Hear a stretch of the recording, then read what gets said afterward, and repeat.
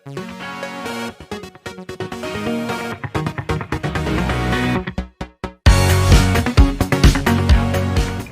salam adik-adik semua. Gimana kabarnya? Sehat semua ya? Puji Tuhan, Kak Yosef senang sekali hari ini kembali bisa bertemu dengan adik-adik semua ya, walaupun lewat sekolah minggu online kita ya. Nah, adik-adik sudah disiapkan semua Alkitabnya ya, semua duduknya dengan baik. Kita akan hari ini belajar ya tentang firman Tuhan. Nah, adik-adik, kalau 2 minggu yang lalu kita sudah bersama-sama merayakan hari, yaitu hari Paskah ya adik-adik. Hari Paskah itu artinya hari kebangkitan Tuhan dari kematiannya setelah Tuhan Yesus mati dan dikuburkan ya, dan 3 hari kemudian Tuhan bangkit. Itu dirayakan sebagai hari Paskah ya. Nah, adik-adik, setelah Tuhan Yesus bangkit ya dari kematiannya, maka Tuhan Yesus masih berada ya, masih hidup di dunia ini selama 40 hari ya. Jadi selama 40 hari nih adik-adik, Tuhan masih berada di dunia ini sebelum nanti setelah 40 hari Tuhan Yesus naik ke surga ya, yang kita akan rayakan nanti pada tanggal 13 Mei ya. Kita semua nih bersama-sama merayakan hari kenaikan Tuhan Yesus ke surga ya. Nah, adik-adik, selama 40 hari setelah Tuhan tadi bangkit ya, maka Tuhan selalu mendatangi ya, atau menampakkan dirinya kepada semua murid-muridnya ya. Dimanapun muridnya berada, Tuhan selalu datang ya, selalu mengunjungi, selalu menampakkan dirinya. Dan Tuhan membuktikan ya, Tuhan selalu berkata kepada murid-muridnya bahwa jangan takut gitu ya, karena aku sudah bangkit, aku sudah mengalahkan maut. Nah ya, seperti itu yang terus dilakukan oleh Tuhan Yesus kepada murid-muridnya. Nah, hari ini kita akan membaca firman Tuhan di dalam Injil Lukas pada pasal 24, mulai ayat 13 sampai 19 ya. Sekali lagi, Kak Yosef ulang, Lukas pasal 24 ayat 13 sampai 19 ya. Kita baca sama-sama ya. Judul perikopnya adalah Yesus menampakkan diri di jalan ke Emmaus ya. 2, 3. Pada hari itu juga 2 orang dari murid-murid Yesus pergi ke sebuah kampung bernama Emmaus yang terletak kira-kira 7 mil jauhnya dari Yerusalem. Dan mereka bercakap-cakap tentang segala sesuatu yang telah terjadi. Ketika mereka sedang bercakap-cakap dan bertukar pikiran, datanglah Yesus sendiri mendekati mereka, lalu berjalan bersama-sama dengan mereka. Tetapi ada sesuatu yang menghalangi mata mereka, sehingga mereka tidak dapat mengenal Dia. Yesus berkata kepada mereka, "Apakah yang kamu percakapkan sementara kamu berjalan?" Maka berhentilah mereka dengan muka muram. Seorang dari mereka namanya Kleopas menjawabnya, "Adakah engkau satu-satunya orang asing di Yerusalem yang tidak tahu apa yang terjadi di situ pada hari-hari belakangan ini?" Katanya kepada mereka, "Apakah itu?" Jawab mereka, "Apa yang terjadi dengan Yesus orang Nazaret? Dia adalah seorang nabi yang berkuasa dalam pekerjaan dan perkataan di hadapan Allah dan di depan seluruh bangsa kami." Ya adik-adik semua ya, hari ini kita belajar firman Tuhan. Temanya adalah berjalan bersama Yesus ya. Nah, ayat-ayat yang tadi kita baca ya dalam Injil Lukas pasal 24 ayat mulai 13 sampai 19 tadi. Ini adalah satu kisah bagaimana dua orang murid Tuhan sedang berjalan ya, dari Yerusalem menuju ke Emmaus. Mereka berjalan sambil bercakap-cakap, artinya sambil bicara satu dengan yang lainnya. Nah, tiba-tiba Tuhan Yesus itu yang sudah bangkit mendatangi mereka ya, dan berjalan bersama-sama dengan kedua muridnya ini yang tadi sedang menuju ke Emmaus tadi. Nah, adik-adik, Tuhan Yesus selalu ingin bersama-sama dengan murid-muridnya.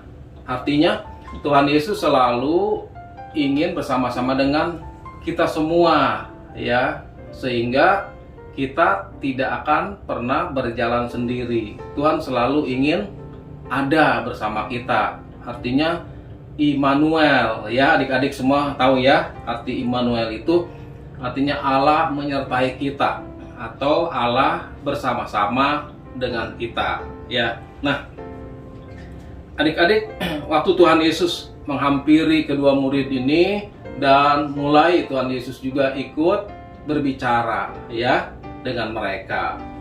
Nah, Tuhan Yesus selalu menyertai dalam hidup kita.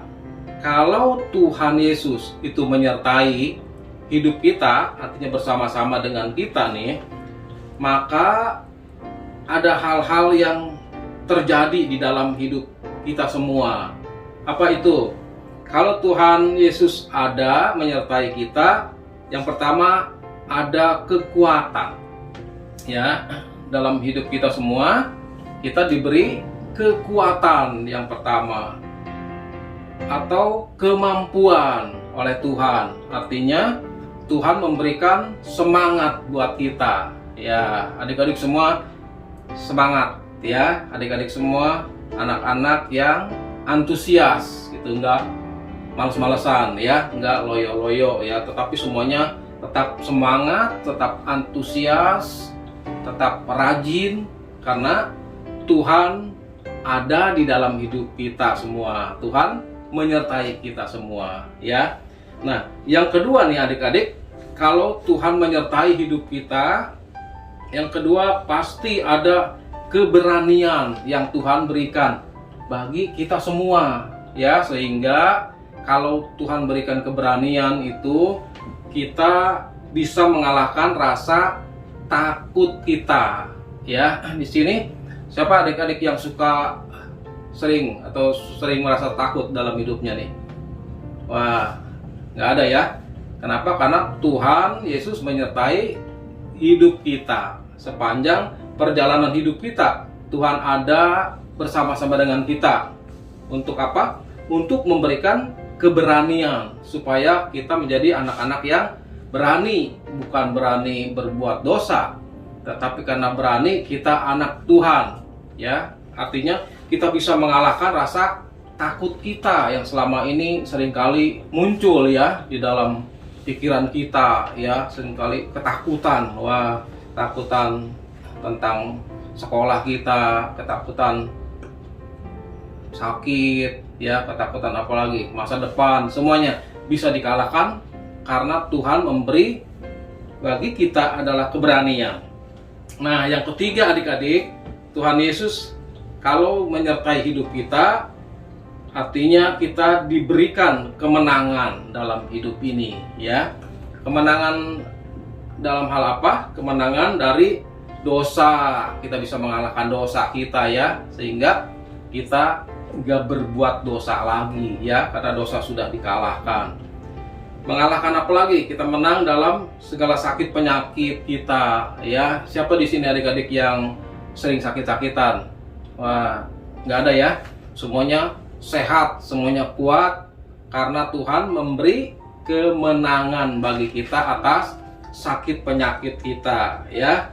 Juga Tuhan memberikan kemenangan atas kuasa gelap atau iblis ya. Kita kalahkan kuasa gelap itu atau iblis itu, sehingga kita menang atas iblis ya, yang seringkali mengganggu, seringkali bikin kita ketakut gitu ya.